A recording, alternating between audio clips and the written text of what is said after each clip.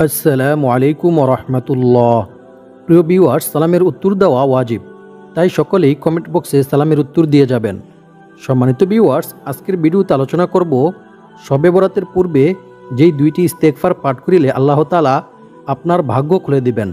সুবহানাল্লাহ। সম্মানিত ভিউয়ার্স, শবে বরাতের পূর্বে কোন দুইটি ইস্তেগফার পাঠ করিলে আল্লাহ তাআলা আপনার ভাগ্য খুলে দিবেন, আপনাকে অসংখ্য পুরস্কার দান করবেন, সেই দুইটি ইস্তেগফার সম্পর্কে জানতে চাইলে ভিডিওটি স্কিপ না করে সম্পূর্ণ ভিডিওটি দেখতে থাকুন। আর ভিডিওটি ভালো লাগলে লাইক কমেন্ট শেয়ার করে চ্যানেলটি সাবস্ক্রাইব করে আমাদের পাশে থাকুন।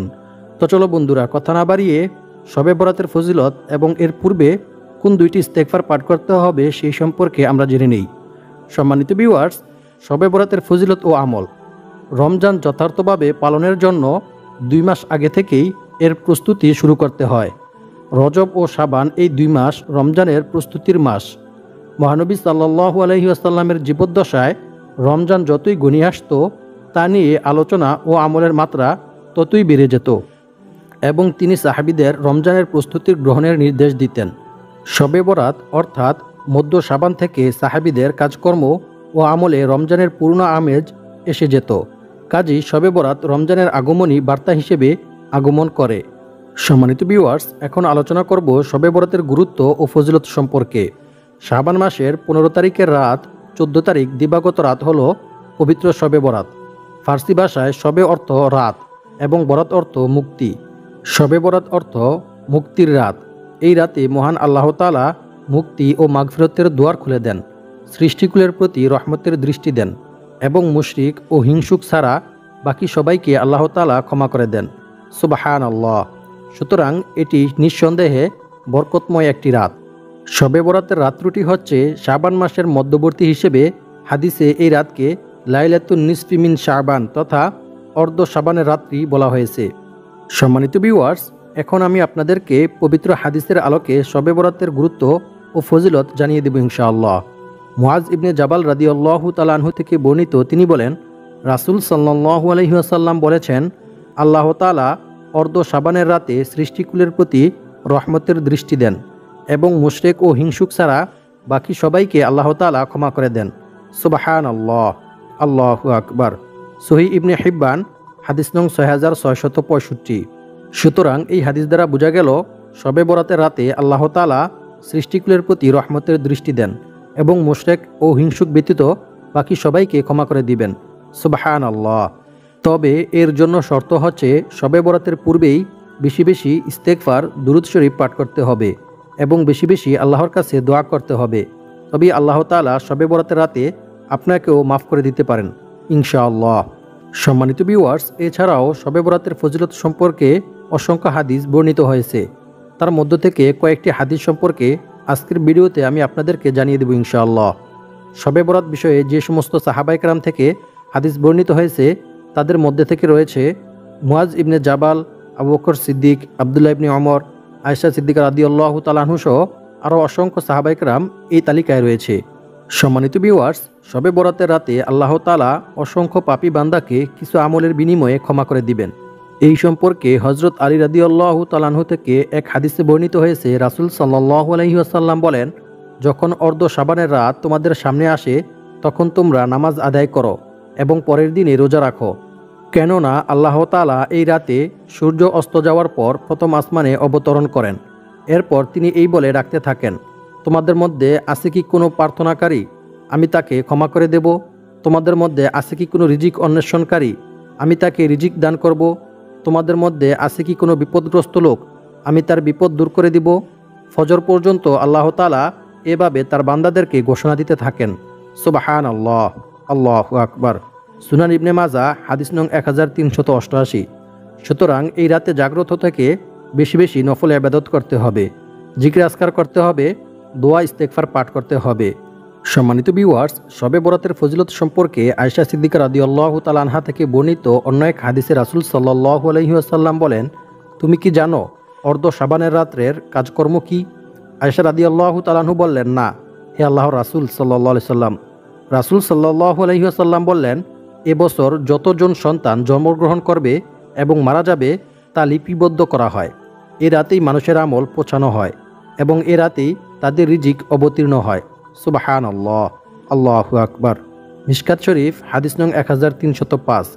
সুতরাং এই রাতে যদি কেউ বেশি বেশি আল্লাহ তাআলার কাছে তাওবা ইস্তেগফার করে, দুরূদ পাঠ করে, দোয়া করে, তাহলে আল্লাহ তাআলা তার জীবনের সকল গুনাহ মাফ করে দিবেন এবং তার রিজিক বৃদ্ধি করে দিবেন। সুবহানাল্লাহ। সম্মানিত ভিউয়ার্স, কোন দুটি ইস্তেগফার পাঠ করিলে আল্লাহ তাআলা আপনার জীবনের সকল গুনাহ মাফ করে দিবেন, সেই দুটি ইস্তেগফার সম্পর্কে জানতে চাইলে ভিডিওটি শেষ পর্যন্ত দেখতে থাকুন। সম্মানিত ভিউয়ার্স, এখন আলোচনা করব শবে বরাতের রাতে কি কি আমল করতে হবে এবং কোন কোন কাজ বর্জন করতে হবে। শবে বরাতের ফজিলত ও করণীয় ও বর্জনীয় আমল সম্পর্কে এখন আমি আপনাদেরকে জানিয়ে দিব। সম্মানিত ভিউয়ার্স, শবে বরাতের রাতের প্রত্যেকটি আমলই হচ্ছে নফল ইবাদত। নামাজ আদায় করা, কোরআন তিলাওয়াত করা, তাওবা ইস্তেগফার করা ও ক্ষমা প্রার্থনা করা, এই সকল নফল ইবাদতের মাধ্যমে এই রাতটিকে অতিবাহিত করা উচিত। শবে বরাতের সব আমলই নফল, আর নফল আমল নিজ নিজ ঘরে একাগ্রস্তভাবে আদায় করাই উত্তম।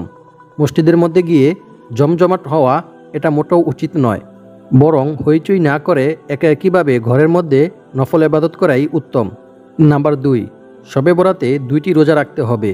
রোজাগুলি কোন কোন দিন রাখতে হবে সেই সম্পর্কে আপনাদেরকে পরবর্তী কোনো ভিডিওতে জানিয়ে দেব ইনশাআল্লাহ। নাম্বার 3, মৃতদের জন্য এই রাতে বেশি বেশি মাগফিরতের দোয়া করতে হবে। আয়েশা সিদ্দিকা রাদিয়াল্লাহু তাআলা আনহা থেকে বর্ণিত, তিনি বলেন, আমি এক রাতে রাসূল সাল্লাল্লাহু আলাইহি ওয়াসাল্লামকে কাছে না পেয়ে খোঁজ করতে বের হলাম। হঠাৎ দেখলাম তিনি বাকি কবরস্থানে আছেন, অর্থাৎ জান্নাতুল বাকি কবরস্থানের মধ্যে তিনি দাঁড়িয়ে আছেন।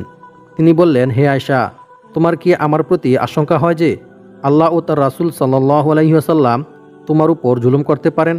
আমি বললাম, হে আল্লাহর রাসূল সাল্লাল্লাহু আলাইহি ওয়াসাল্লাম, এটা মোটেও না, বরং আমি ধারণা করলাম আপনি অন্য কোনো স্ত্রীর কাছে গিয়েছেন। তিনি বললেন, নিশ্চয়ই আল্লাহ তাআলা অর্ধ শাবানের রাতে দুনিয়ার আকাশে আগমন করেন এবং কাল গোত্রের ছাগল ভেড়ার পশমের চেয়েও অধিক সংখ্যক লোককে আল্লাহ তাআলা ক্ষমা করে দেন। সুবহানাল্লাহ। তিরমিজি শরীফ হাদিস নং 739। সুতরাং বোঝা গেল আল্লাহ তাআলা এই রাতে অসংখ্য পাপী বান্দাকে মাফ করে দেন।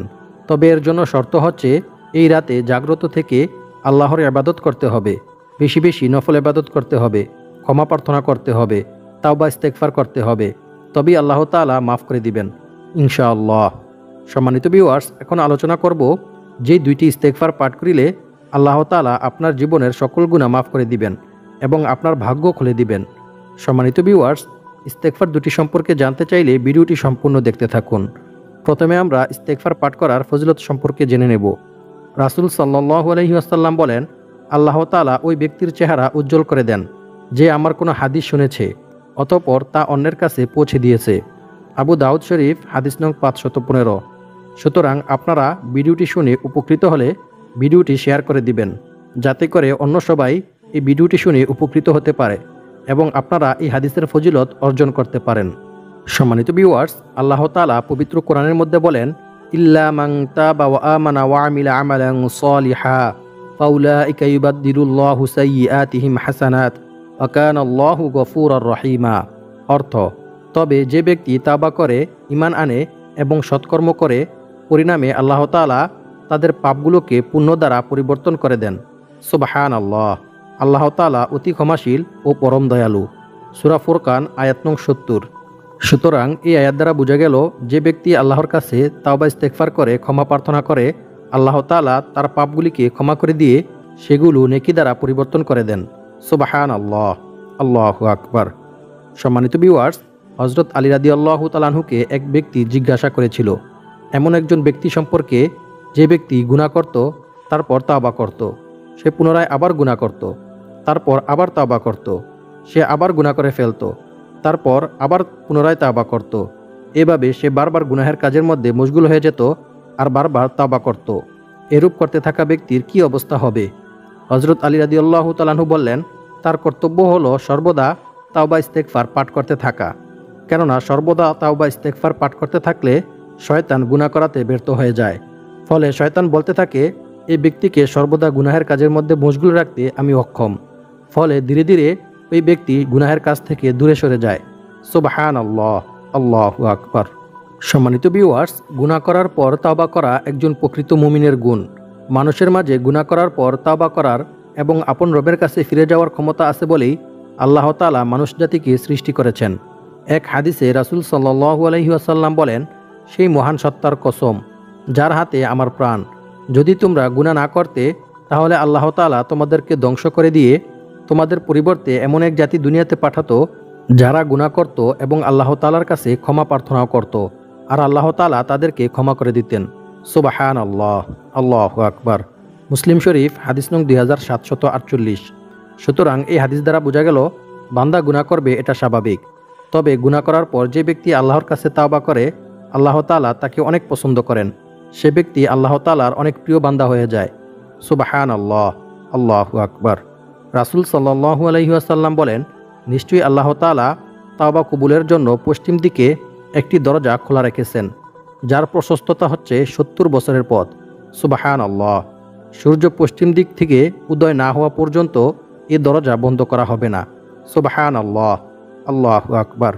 তিরমিজি শরীফ হাদিস নং 3536। সুতরাং এই দরজা কিয়ামত পর্যন্ত দিবারাত্রি 24 ঘন্টা খোলা থাকবে। বান্দা যখনই আল্লাহর কাছে তাওবা করবে, ক্ষমা প্রার্থনা করবে, আল্লাহ তাআলা সাথে সাথে বান্দাকে ক্ষমা করে দিবেন। সুবহানাল্লাহ, আল্লাহু আকবার। অন্য এক হাদিসে রাসূল সাল্লাল্লাহু আলাইহি ওয়াসাল্লাম বলেন, অবশ্যই শয়তান আদম সন্তানের শিরা উপশিরায় বিচারণ করে, তারপর মানুষকে ধোঁকা দিতে থাকে। নাউজুবিল্লাহি মিন যালিক। বুখারী শরীফ হাদিস নং 1288। অন্য এক হাদিসে রাসূল সাল্লাল্লাহু আলাইহি ওয়াসাল্লাম বলেছেন, আল্লাহর শপথ, আমি যা জানি তোমরা যদি তা জানতে তাহলে তোমরা খুব কম পরিমাণে হাসতে এবং অধিক পরিমাণে কান্না করতে, আর বিছানায় স্ত্রীদেরকে উপভোগ করতে না, বাড়িঘর ছেড়ে পথে প্রান্তে বেরিয়ে পড়তে এবং চিৎকার করে কান্না করতে আর আল্লাহর কাছে দোয়া করতে, হে আল্লাহ, আমাদেরকে যদি মানুষ না বানিয়ে একটি গাছ বানাতেন আর তা কেটে ফেলা হতো তাহলে কতই না ভালো হতো। সুনান ইবনে মাজা হাদিস নং 4190। সম্মানিত ভিউয়ার্স, আল্লাহর কাছে তাওবা করিলে, ইস্তেগফার করিলে, ক্ষমা প্রার্থনা করিলে আল্লাহ তাআলা গায়বীভাবে বান্দাকে রিজিক দান করেন, বান্দার সমস্ত দুঃখ কষ্ট বালা মুসিবত দূর করে দেন। আল্লাহ তাআলা বলেন, আর যে কেউ আল্লাহকে ভয় করবে আল্লাহ তাআলা তার সমস্ত সমস্যা থেকে উত্তরণের পথ বের করে দিবেন, আর তাকে এমন জায়গা থেকে রিজিক দান করবেন যা সে কল্পনাও করতে পারবে না, অর্থাৎ তার ধারণার বাইরে থেকে আল্লাহ তাআলা তার রিজিকের ব্যবস্থা করে দিবেন। সুবহানাল্লাহ। আর যে ব্যক্তি আল্লাহর উপর ভরসা করবে তার জন্য তিনিই যথেষ্ট হবেন, নিশ্চয়ই আল্লাহ তাআলা তার সমস্ত ইচ্ছা পূরণ করবেনই। সুবহানাল্লাহ, আল্লাহু আকবার। সূরা তালাক আয়াত নং 2 থেকে 3। সম্মানিত ভিউয়ার্স, ভয়াবহ বিপদ কিংবা প্রাকৃতিক দুর্যোগ দিয়ে মহান আল্লাহ তাআলা মাঝে মাঝে বান্দাকে পাপের শাস্তি দেন, কিন্তু বান্দা যখন ইস্তেগফারে রত হয়ে যায় তখন আল্লাহ তাআলা সমস্ত আযাব উঠিয়ে নেন এবং বান্দার উপর থেকে সমস্ত বিপদ আপদ বালা মুসিবত দূর করে দেন। সুবহানাল্লাহ। পবিত্র কোরআনে বলা হয়েছে, এবং আল্লাহ তাআলা এমনও নন যে লোকেরা আল্লাহ তাআলার কাছে ইস্তেগফার করবে, ক্ষমা প্রার্থনা করবে, অথচ তিনি তাদেরকে শাস্তি দিবেন। সূরা আনফাল আয়াত নং 33। সুতরাং কোনো ব্যক্তি যদি আল্লাহর কাছে তাওবা ইস্তেগফার করে তাহলে আল্লাহ তাআলা তাকে শাস্তি দিবেন না, তার বিপদ আপদ বালা মুসিবত দুঃখ কষ্ট দূর করে দিবেন। সুবহানাল্লাহ, আল্লাহু আকবার। অন্য এক হাদিসে রাসূল সাল্লাল্লাহু আলাইহি ওয়াসাল্লাম বলেছেন, সৎকর্ম ছাড়া অন্য কোনো কিছুই মানুষের হায়াত বাড়াতে পারে না, এবং দোয়া ছাড়া অন্য কোনো কিছুতেই মানুষের তাকদির পরিবর্তন হয় না। মানুষ তার পাপ কাজের কারণে তার প্রাপ্য রিজিক থেকে বঞ্চিত হয়। নাউজুবিল্লাহি মিন যালিক। সুনান ইবনে মাজা হাদিস নং 4022। সুতরাং কোনো ব্যক্তি যদি বেশি বেশি গুনাহ করে তাহলে আল্লাহ তাআলা তার রিজিক ছিনিয়ে নেন। নাউজুবিল্লাহি মিন যালিক।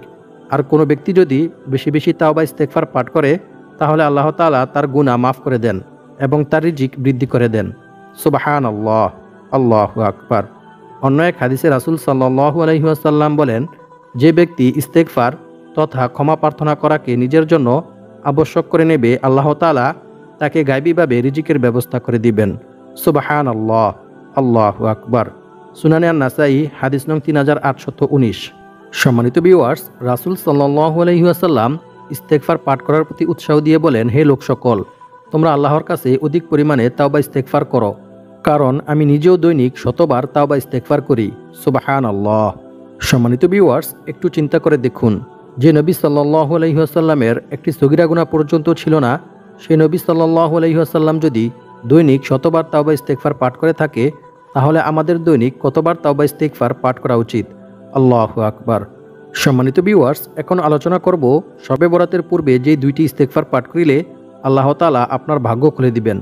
ইবনে আব্বাস রাদিয়াল্লাহু তাআলা আনহু থেকে বর্ণিত, তিনি বলেন, রাসূল সাল্লাল্লাহু আলাইহি ওয়াসাল্লাম বলেছেন, যে ব্যক্তি বেশি বেশি তাওবা ইস্তেগফার পাঠ করবে আল্লাহ তাআলা তার সমস্ত সমস্যা থেকে উত্তরণের পথ বের করে দিবেন, তার সমস্ত বিপদ আপদ বালা মুসিবত দূর করে দিবেন, তার সমস্ত দুশ্চিন্তা আল্লাহ তাআলা দূর করে দিবেন এবং এমন জায়গা থেকে আল্লাহ তাআলা তার রিজিকের ব্যবস্থা করে দিবেন যা সে কল্পনাও করতে পারবে না। সুবহানাল্লাহ, আল্লাহু আকবার। সুনানে আবু দাউদ হাদিস নং 1518।